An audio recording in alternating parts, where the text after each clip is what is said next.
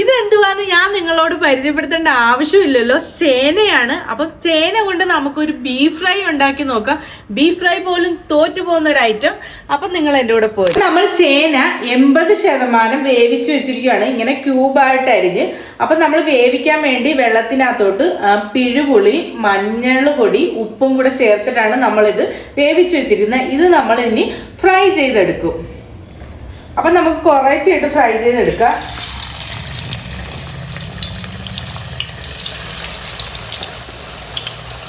നല്ലൊരു ക്രിസ്പി ആവുന്ന രീതിയിൽ എടുക്കാം നമുക്ക്.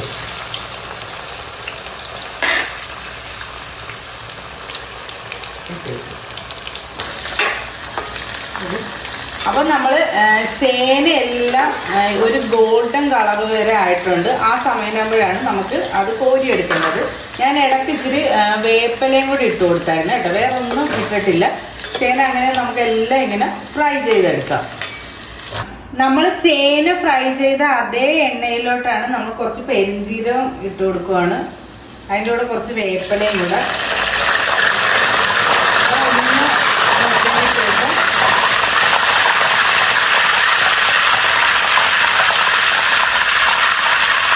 അപ്പം നമ്മൾ ചോപ്പ് ചെയ്ത് വെച്ച സവാളയും കൂടെ ആഡ് ചെയ്ത് കൊടുക്കുകയാണ്. ഇതപ്പം നല്ല ബ്രൗൺ കളർ ആകണത്. അപ്പം സവാള നല്ല ഗോൾഡൻ കളറായിട്ടുണ്ട്. അപ്പോഴാണ് നമ്മൾ അരിഞ്ഞു വെച്ചിരിക്കുന്ന തക്കാളിയും കൂടെ ആഡ് ചെയ്ത് കൊടുക്കുക. അത് നന്നായിട്ട് നല്ല വാടി അതിനകത്തോട്ട് അലിഞ്ഞ് വരണം കേട്ടോ. നമുക്ക് അതുവരെ നന്നായിട്ട് വാട്ടി കൊടുക്കാം. അപ്പം നമ്മുടെ തക്കാളിയൊക്കെ നന്നായിട്ട് വാടി ഇപ്പം നന്നായിട്ട് മിക്സ് ആയിട്ടുണ്ട്. അതിനകത്തോട്ട് നമ്മൾ ഈ വെളുത്തുള്ളി മുഴുവത്തോടെ ചതച്ച് വെച്ചിരിക്കുകയാണ്. അത് നമ്മൾ ഇതിനകത്തോട്ട് മിക്സ് ചെയ്ത് കൊടുക്കാം. പിന്നെ കുറച്ച് പച്ചമുളക്, കുറച്ച് കാഷ്നട്ട്, അപ്പം ഇതെല്ലാം കൂടി ഇട്ട് നമുക്ക് നന്നായി മിക്സ് ചെയ്യാം.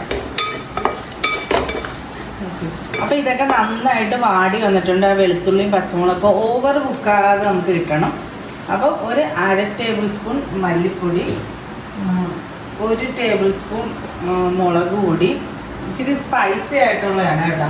നമ്മൾ ഇനി ഇതിനകത്ത് ഇച്ചിരി കുരുമുളകും കൂടെ ചേർക്കും. കുറച്ച് മഞ്ഞൾ പൊടി,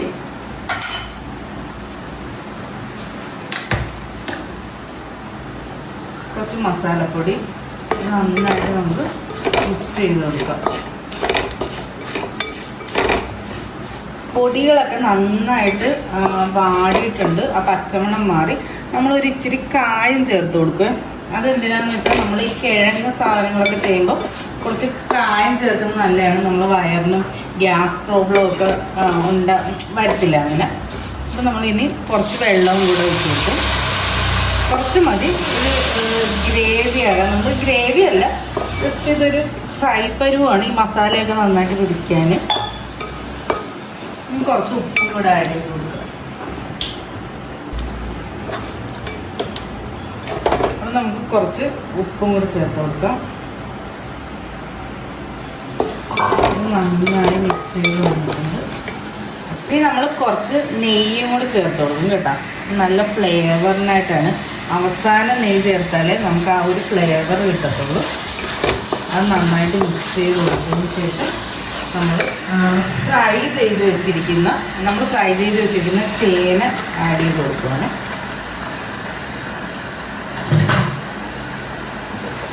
അതിനകത്തോട്ട് കുറച്ച് കുരുമുളക് പൊടി,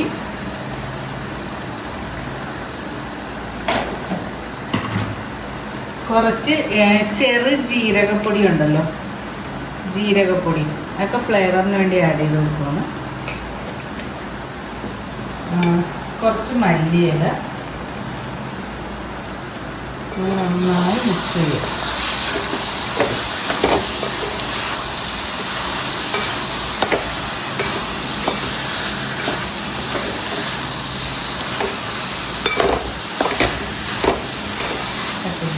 നമ്മുടെ ചേന കൊണ്ടുണ്ടാക്കിയ ബീഫ് ഫ്രൈ ആരെങ്കിലും പറയുക ഇത് കണ്ടാൽ ചേനയാണെന്ന് ആരും പറയത്തില്ല. കണ്ട ബീഫ് ഫ്രൈ പോലെ നമുക്ക് തോന്നുള്ളൂ. പക്ഷെ കഴിച്ചാലും പെട്ടെന്ന് നമുക്ക് മനസ്സിലാകത്തില്ല കേട്ടോ. നമുക്ക് ആൾക്കാരെ പറഞ്ഞ് പറ്റിക്കാൻ കേട്ടോ. അപ്പം കുറച്ച് കസ്തൂരി മെത്തിയും കൂടി ഇട്ട് കൊടുക്കണം കേട്ടോ. എന്നാലും നമുക്ക് ആ ഒരു മണവും ഫ്ലേവറും ഒക്കെ കിട്ടത്തുള്ളൂ. അപ്പം നമ്മുടെ ചേന കൊണ്ടുണ്ടാക്കിയ ബീഫ് ഫ്രൈ റെഡി ആയിട്ടുണ്ട്. അപ്പം ആരെങ്കിലും പറയും ഇത് കണ്ടാൽ ചേനയാന്നൊക്കെ. നമുക്ക് ആൾക്കാരെ പറ്റിക്കാം കേട്ടോ. സത്യത്തിൽ ഇതേ ബീഫ് ഫ്രൈ ആണെന്ന് പറഞ്ഞു കഴിച്ച് കഴിയുമ്പോഴേ അവർ മനസ്സിലാക്കത്തുള്ളൂ. കഴിച്ച് കഴിയുമ്പോൾ ചേനയാണെന്നൊന്നും മനസ്സിലാകത്തില്ല. നമുക്കൊരു സ്പെഷ്യൽ റെസിപ്പി പോലെ കൊടുക്കാം. അപ്പം ചേന കൊണ്ടുണ്ടാക്കിയ ബീഫ് ഫ്രൈ കണ്ട ആരെങ്കിലും പറയുമോ കണ്ട ഇത് എന്തോ ചേനയാണെന്ന്. അപ്പം നമുക്ക് കഴിക്കാം. അപ്പം എൻ്റെ ഒരു ഫ്രണ്ടുണ്ട്, അത് ആയുർവേദ ഡോക്ടറാണ്. പുള്ളിക്കാരി വെജാണ്. അപ്പം എന്നോട് പറയും, ഇമ്മിയെ നീ നോൺ വെജ് അല്ലേ എപ്പോഴും ഉണ്ടാക്കുന്ന, നീ ഇച്ചിരി വെജ് ഉണ്ടാക്കാത്ത എന്താണ്? അപ്പം ഞാനിന്നും ഉണ്ടാക്കിയിട്ട് ഡോക്ടറിന് കൊടുത്തു വിട്ടു കേട്ടോ. ഡോക്ടറാണ്, ആയുർവേദ ഡോക്ടറായിരുന്നു. അപ്പം നമുക്ക് എന്തായാലും ഇത് കഴിക്കാം. നല്ല ചേന ഫ്രൈയും സത്യം പറഞ്ഞുണ്ടല്ലോ, ഇത് ചേനയാന്ന് പറയത്തില്ല. മനസ്സിലാകത്തേ ഇല്ല നമുക്ക്. ഈ വെജുകാർക്കൊക്കെ ഒരു നല്ലൊരു ഓപ്ഷനാണ് കേട്ടോ. നിങ്ങൾ എന്തായാലും ഇതൊന്ന് ട്രൈ ചെയ്ത് നോക്കണം. അപ്പോൾ ഓക്കെ, ബൈ.